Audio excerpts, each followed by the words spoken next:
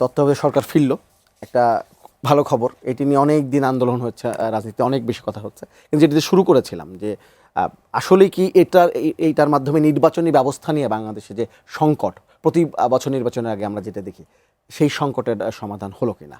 আমি ব্যক্তিগতভাবে তত্ত্বাবধায়ক সরকার পছন্দ করি না, কারণ এটা রাজনৈতিক দৈন্যতার ফলেই তত্ত্বাবধায়ক সরকার আসে। তার মানে আমাদের রাজনীতিকগণ সঠিকভাবে জনগণের চাহিদা মোতাবেক নিরপেক্ষ রাজনীতি এবং ভোট করেন না। যদি তারা করেন তাহলে উন্নত দেশগুলোতে কয়টাতে তত্ত্বাবধায়ক সরকার আছে?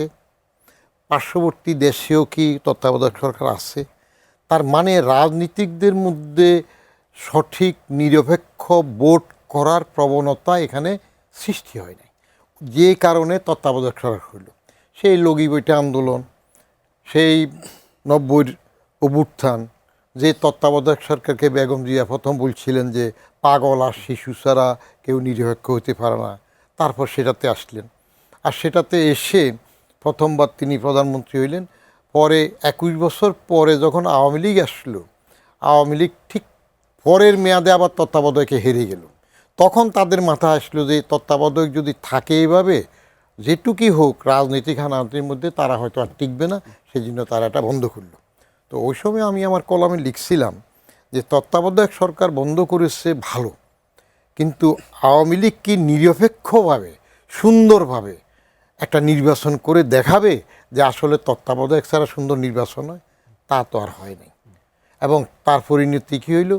এটিএম শামসুল হুদা সাহেবের সেই 111-এর সরকারের নির্বাচনের পরে প্রথম 14তে আসলো তাদের বিনা ভোট, এটা ভোটে আসলো, পরে বিনা ভোটে, তারপর 18 রাতের ভোটে, তারপরে 24-এ তো আমিডামি হলো। সেই জন্য মানুষের কাছে এখন শেষ পর্যন্ত এইটুক প্রতিবাদ হয়েছে যে রাজনৈতিক সরকার সঠিকভাবে নিরপেক্ষ ভোট করতে বোধহয় আগ্রহী নয়, সেই জন্য তত্ত্বাবধায়ক সরকারটা ওয়েলকাম করা হচ্ছে। বাট আমি চাইলাম, যেটা ভাবি 55 বছর গেল, এরপরও যদি রাজনৈতিক সরকার নিজেরা সুন্দর নির্বাচন না করতে পারে, তাহলে আমরা এটা তত্ত্বাবধায়ক মেনে নেব। যেটা বললেন তত্ত্বাবধায়কে কি সমাধান হবে? তত্ত্বাবধায়কেতেও আবার কাকে দেবে সেটা নিয়ে ঝামেলা হয়। প্রধান বিচারপতিকে তত্ত্বাবধায়ক সরকারের প্রধান করতে গিয়ে পরে যখন কেএম হাসান সাহেবকে আনলেন, সে সময় আবার ঝামেলা সৃষ্টি হলো, যেহেতু কেএম হাসান সাহেব একসময় বাজাদের বিএনপির কি পদে ছিলেন, কোথাতে ছিলেন, শেষ পর্যন্ত সেটা আন্দোলন করে তো আর ঝামেলা হইল।